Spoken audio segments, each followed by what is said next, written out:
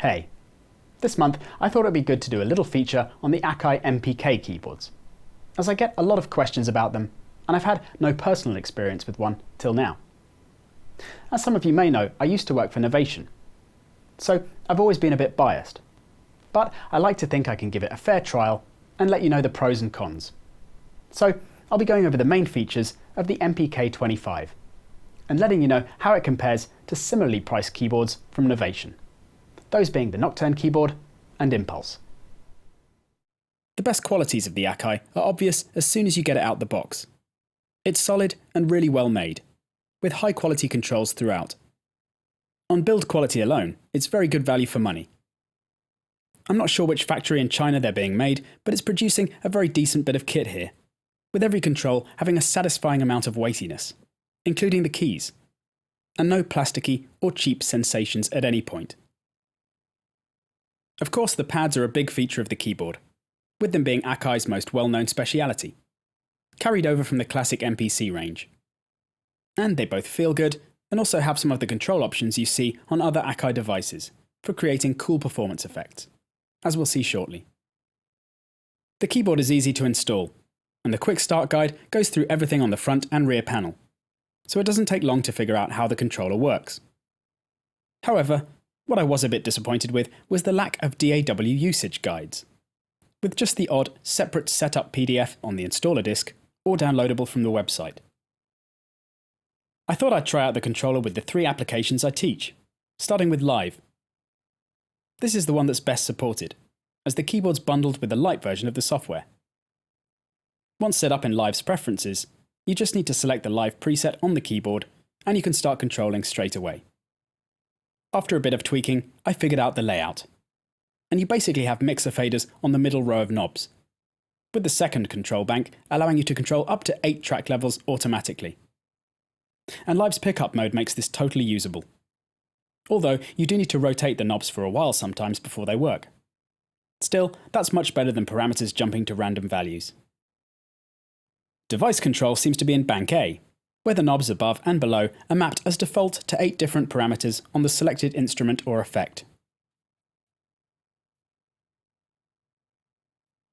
So you have some instant control there too, although it would be nice to have the parameter names shown on the hardware LCD, so I knew what I was controlling.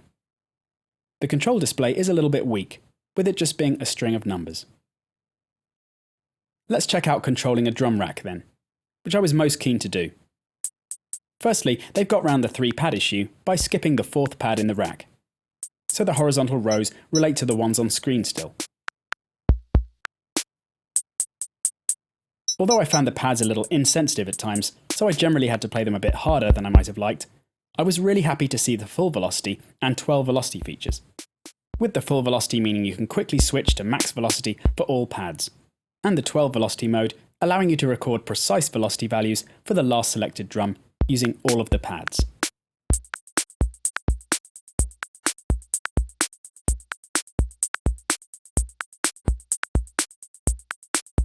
The note repeat feature is also cool, as it allows you to create instant drum rolls of a particular speed.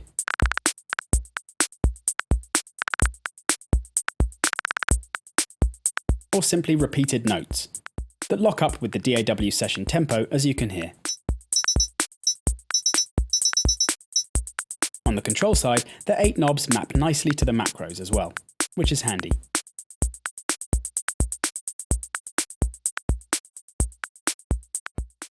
How about Logic then?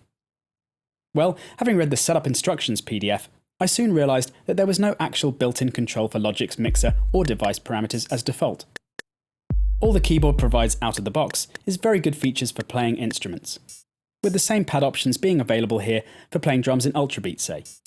Although I did need to change the MIDI notes the pads correspond to in the preset I was instructed to load up, but this is a very straightforward process.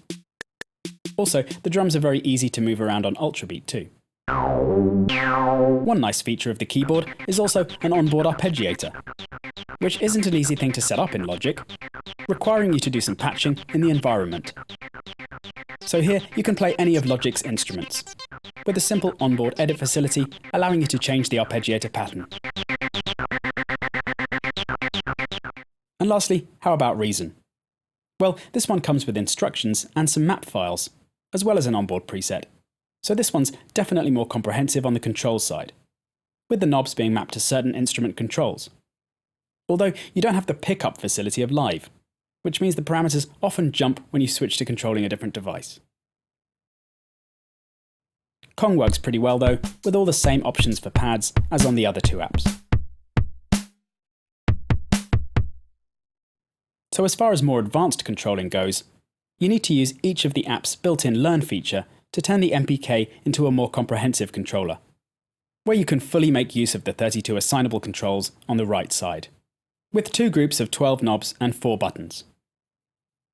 And there's a certain amount of customizability here, with the buttons working in momentary or toggle mode. Just to compare the features of Novation's Nocturne keyboard with the various software apps then, I've only got the larger one, but a 25 key option is also available. This is a cheaper keyboard with fewer assignable controls, but more automatic controlling of your software, dependent on what app you're using.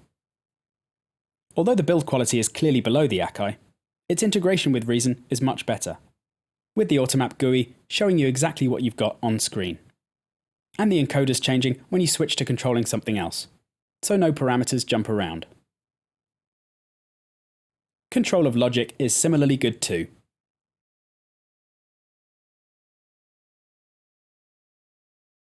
Live is pretty similar on Nocturne, but for just a few more bucks you could get Impulse, which has an even more comparable feature set to the MPK, also with a built-in arpeggiator, but a definitely improved control of Live, with extra features like clip triggering in the session view grid.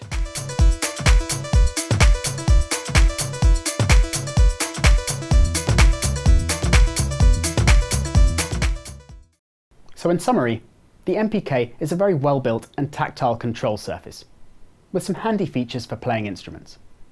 So if this is all you want from your controller, then you certainly won't be disappointed. Although there is some built-in automatic control of Live, if wanting an advanced control surface for your software, particularly if it's Logic or Reason, and not wanting to do any manual assigning, then you may prefer to go with something Novation has to offer. Although the build quality is lower with Novation's products, they're extremely user-friendly and more customizable due to the inclusion of their Automap technology. Bye for now.